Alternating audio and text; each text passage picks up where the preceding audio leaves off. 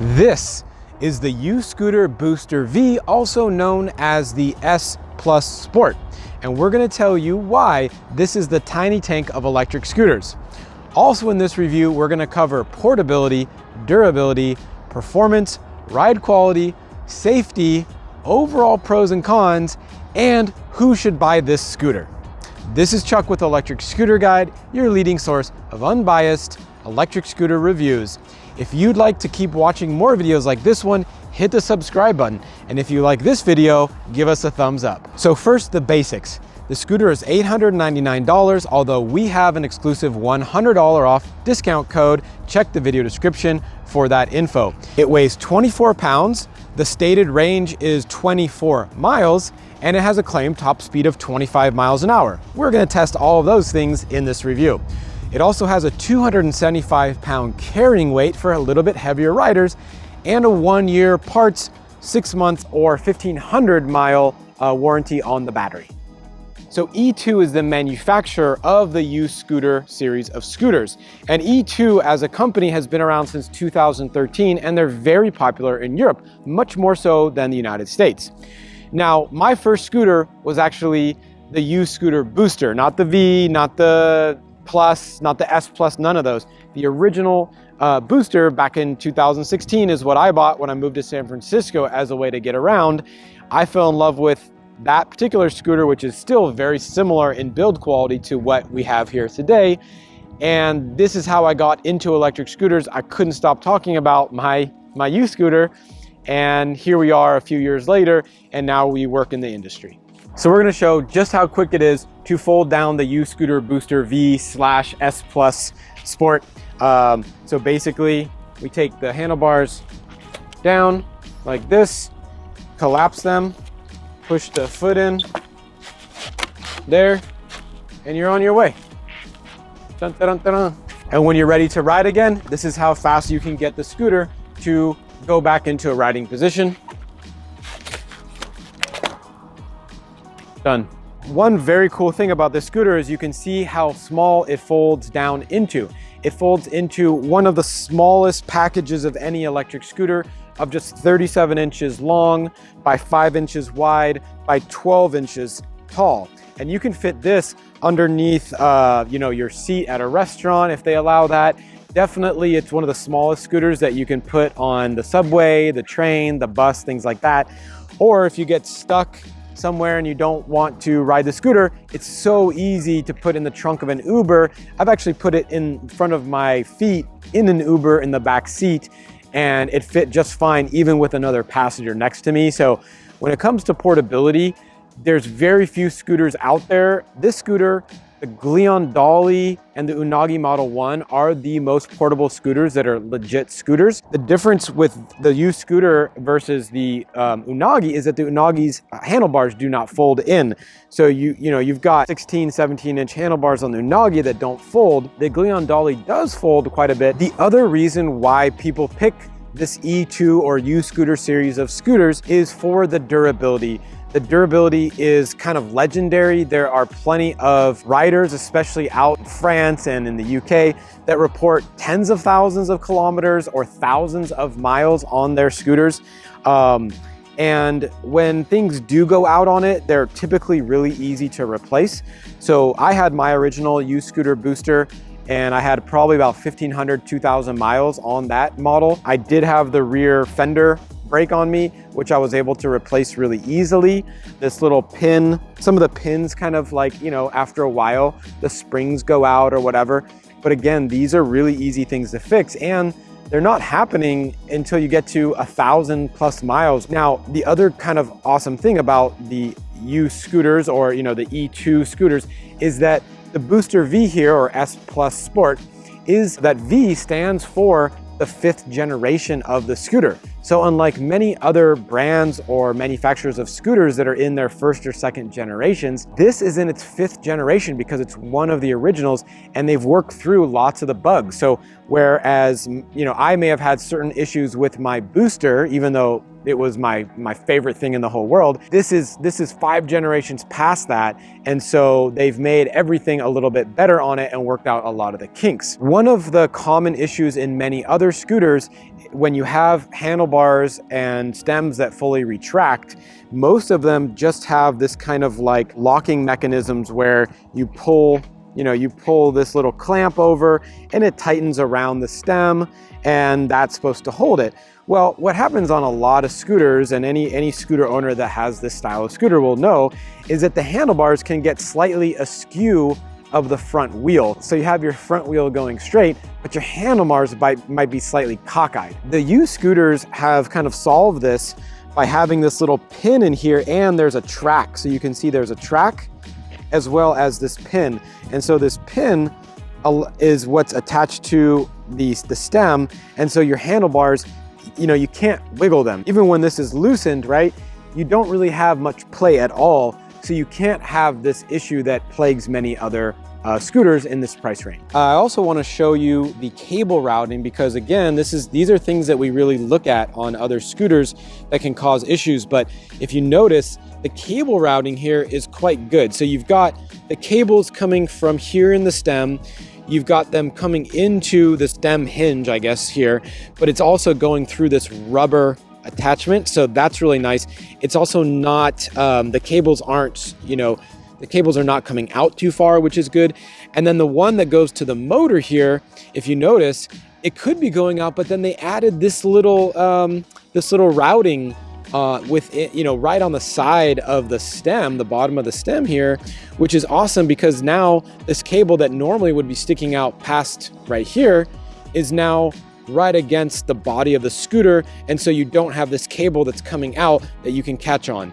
You know, these are these like small but kind of important nuances that kind of show how many generations. This is kind of like, you know, it's an adult scooter in that it's an adult scooter company, in that it's been through its issues and it's come out of it with these small but very kind of critical and important changes that make this a very durable, maintenance-free type of scooter. So one of the really awesome things about the performance on the Uscooter Booster V, also the S Plus Sport, is the top speed. Now it has a stated top speed of 25 miles an hour. We clocked it in at 24.9 at the max, although most of the time it's really kind of going 22 to 23 miles per hour. You can compare this to the Unagi, which has an unlocked top speed of 19, the Turbo Wheel Swift, which has a very similar top speed, and the Glion Dolly, which actually has a top speed that's a lot lower, only about 15 or 16 miles an hour. So when you're on this guy and you're going, you know, 15, it's fine, it's nice because it's portable, it would be a good value. But when they increase the top speed, it becomes a lot more valuable to ride this, because now you're getting to your destination way faster than if your top speed was maxed out at like 16 or 18, as was on some of the previous models. Now, typically scooters that are very lightweight, such as 24 pounds, do not have a long range. The Unagi has a range of just 8.5 miles, and it is a couple pounds heavier. So the range that we clocked in for this scooter was 12.6 miles, and that is on the Booster V. Now this review is also for the Booster S Plus Sport, which is a new scooter that's yet to be released, which is basically the same thing as the V, but with a slightly less battery watt hours. In fact, it's about 20% less. And so on the S Plus Sport, you will get about 10.4 miles of range. Now, still, those are better than the Unagi and about the same as the Glion Dolly, but it's not going to compare with scooters that are 15 pounds more than that, because when you have more weight, you can put in a larger battery. So if you want to compare this to something like the Turbo Wheel Swift, that got almost 20 miles of range, but it's also over 40 pounds. For acceleration, there's nothing to write home about. It's not extremely fast. It does have a 500 watt nominal, 800 watt max motor, but it's not going to be a whole bunch faster or a whole bunch slower than your typical 500 watt motor. And for hill climbing, check out the numbers that we have here on the screen for you and see how that compares with other scooters such as the Unagi, the Turbo Wheel Swift, and the Glion Dolly. You get your braking from two different methods. The first one being the electric brakes, and that's what you're going to use most of the time because your thumb is naturally right here. You push this down and it's going to use this regenerative front brake, which is an electronic brake, and that's going to slow you down, but very slowly. The second brake, and this is more what people use in emergencies, is this fender brake right here. And what that does is it puts friction from the top of the bottom of the fender to the top of the tire. So you're gonna put your foot on it, boom, and that's gonna add friction, and that's gonna slow down your rear tire. One thing to note is that when you're using the electronic brakes, you'll see that your brake light does shine right here when you press the brakes. However, when you push on the fender brake, you do not get the light to show up. So if you're only using the fender brake and you've got people behind you that you want to signal that you're actually braking, you need to make sure you always do use the thumb brake, which is the natural one to be using. Now, electronic brake only, that does not stop you very fast. And from 15 miles an hour, you're gonna get a stopping distance of over 40 feet, which is not fast to stop, right? So you need to leave plenty of distance if you are in any kind of a area that you may need to stop fast around cars or people or other bikes, things like that. Going 24 miles an hour, you need to leave even more distance. Now you can use both the brakes together and then you're gonna get a lot better stopping distance. Now, if you want to check all the performance scores, the top speed, the acceleration, hill climb, braking, range, and you want to compare that to every other scooter that we've tested, check the performance page link in the corner here to go to our website, and then you can actually look at all of the specs altogether. Now for ride quality, you do have two solid tires and they're small, they're 7.5 inches, which do not soak up any of the bumps in the road. However, and luckily, the Uscooter series of scooters has a suspension on both the front and the rear wheels. So the front suspension is located right here, and that's gonna help with the front wheel. And the rear suspension is located right here. And so you can see it's just a spring, but it does work well in taking out a lot of the larger bumps in the road. Now you're still gonna feel cracks, you're still gonna feel bumps and all that stuff, but it's gonna take out a lot of that extra force that's gonna be transferred to your body, because now the force is being transferred into the suspension of the scooter and you're gonna get some damping from that. So let's talk about the tires. Now they're 7.5 inch super solid tires, right? There's not a lot of give to these tires. They're really hard, they're very durable, but they don't have a lot of grip. So they're not really great for when you're in adverse conditions such as like mud, rain, things like that. You just need to be really careful. I've ridden my old Uscooter booster in all these terrible conditions, and you can do it, you just need to be ultra careful. Solid tires, however, are not gonna have any maintenance problems, at least for probably 1,000 miles. So you can't get a flat in a solid tire, but you don't have the benefit of performance, safety, and comfort that you do have from a pneumatic tire. Now the rear tire, as you can see, is actually a little bit skinnier than the front tire. There's a different kind of look to it. And what happens is if you're in an area with a lot of vertically oriented cracks in the road, the scooter will kind of like fall into that crack. Or if you got a pretty thick paint line on the road and you're kind of like on that paint line, it's got a little lip to it, you're gonna feel the scooter falling off of that little tiny paint line. It's a scooter that's extra nimble, right? You can carve on it, you can do all that fun stuff. You also need to be really careful if you're on anything but really good roads. Also, the fenders do a really fantastic job of taking care of any water or splash that's gonna come up. You've got a fender here on the back that's got a ton of coverage, as well as a fender on the front with a ton of coverage. So when I'm riding in the rain with this scooter, I don't get wet at all, which is great. So you'll also notice that the handlebars here are quite narrow. They're one of the most narrow handlebars. So you're putting your hand position is really close together, which takes a little bit of getting used to, but after really just a few minutes, for me at least, it feels pretty natural. Also, your throttle and your brake controls are very, very easy to get to. So your throttle is right here. Your brake right there. And that's really all, 99% of the time you're riding, that's all you're really gonna need to do. The scooter also has a cruise control function that you can turn on and off, but if you're on really long stretches of road on your commute, it's nice to have that cruise control function. You also do have an electronic horn. So you can hold it down and it sounds like that, or you can press it once and it sounds like that. You also have lights. So we really do like the lights on the scooter. The lights are high mounted on the front, which is the best place for lights. So you can see the lights here.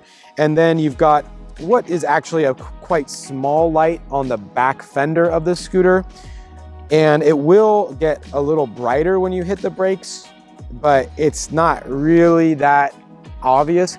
And so what we absolutely recommend is using an additional rear light that you'd put on your helmet or your backpack. We have a link in the video description to our favorite one. For the front, you actually don't have a lot of room to add an additional light on here because, you know, you've got these little nubs that are the spring-loaded handlebar clamps, and that's how you're gonna take the handlebars down. So you can't really, it's not so easy to add an extra front mounted light, but you can always get one for your helmet. So one of the aspects of this scooter that is kind of missing is a kickstand. However, there is a mode that you can use on the scooter that kind of serves as a quasi kickstand. And that is if you just put the scooter like you're gonna collapse it, but then just leave it there. Now you've got, right, you've got this scooter. I can knock it around a little bit. You know, it's not as good as a kickstand, but you know, it does the job for the most part. Now on the display, you've got your on-off buttons, your set buttons, your light, and your horn. And then on the gauges here, you've got your battery level, you've got your trip distance, right? You can actually switch that to trip or just like your total distance or trip distance, right? You've got your temperature in case you wanted to know what the temperature is, whether the lights are on or off. And then you've got your speed right here.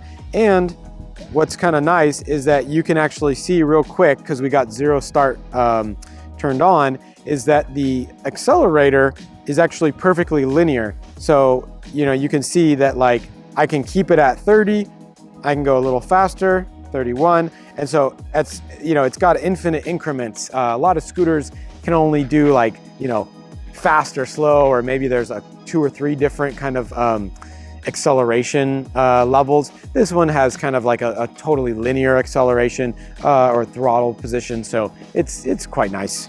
Okay, so the overall pros for the Uscooter Booster V, also known as the S Plus Sport. First of all, it's got pretty good range for the weight of the scooter. It's ultra portable at just 24 pounds. It's one of the most portable like out there. It's got one of the smallest folded dimensions. It is largely maintenance free due to solid tires and electronic brakes. It is extremely durable. It lasts for thousands of miles for many riders. And if you do need something to get repaired, there is a lot of availability for parts and modifications. Also, the E2 series of scooters has been through many generations, and so it is very robust, and they've worked out a lot of the kinks that other manufacturers are still working out. Also, this is one of the coolest things, is actually if your battery does run out on you, it's one of the best scooters to use as a traditional kick scooter because the deck is so low. Now for cons of the scooter, I would say that the small solid tires do not track well when you're in rough terrain. If you're in really topographic type terrain, it's gonna follow the line that's the crack in the road, not necessarily where you want it to go. Also in wet conditions, these tires will not perform all that well. Braking is very lackluster on the scooter because it's relying solely on electric and a foot brake in emergency situations. There is no drum or disc brake, so your stopping distance is a little bit long, and it has somewhat poor hill climbing ability. This scooter is for somebody that wants a super lightweight scooter. Most of the scooters that we review are, you know, 40 pounds to 80 pounds. And for a ton of people, they don't want a scooter that's that heavy. They want a scooter that they can easily take up and down stairs that's not gonna hurt their arm. This scooter fits that bill because it only weighs 24 pounds. I can carry it with 2 fingers, and it has a carrying handle that's perfectly balanced. For me, this is a scooter that I would keep in the house and use for quick trips. When I don't want to take a 40 or 50-pound scooter down the stairs just to go, a half a mile down the street to the store, this is the scooter that I'm taking. I can then fold it up and put it in the cart at the grocery store and no one's even going to notice it because it's so small. And I'm going to get there at 24 miles an hour, which is pretty awesome. This scooter is for somebody that is on a crowded public transportation. I would say the two best scooters for being on crowded public transportation is a Glion Dolly, which has worse performance and worse ride quality, and this scooter, which has better performance and better ride quality than that one. The warranty through Uscooters is a 1-year parts and a 6-month or 1,500 mile warranty on the battery. I hope you enjoyed our review of the Uscooter Booster V, also known as the S Plus Sport. If you would like to purchase this scooter, make sure to use our coupon code and get $100 off. Also, please hit the subscribe button so you can get notified when we send out our next electric scooter video. This is Chuck Temple with Electric Scooter Guide. Ride safe and don't forget to wear your helmet. If you want to check out a scooter that's around the same price and similarly lightweight, check out our review of the Unagi Model 1. Now, if you want to check out a scooter that's about the same price, but a little heavier and goes quite a bit further, check out our recent review of the Turbo Wheel Swift.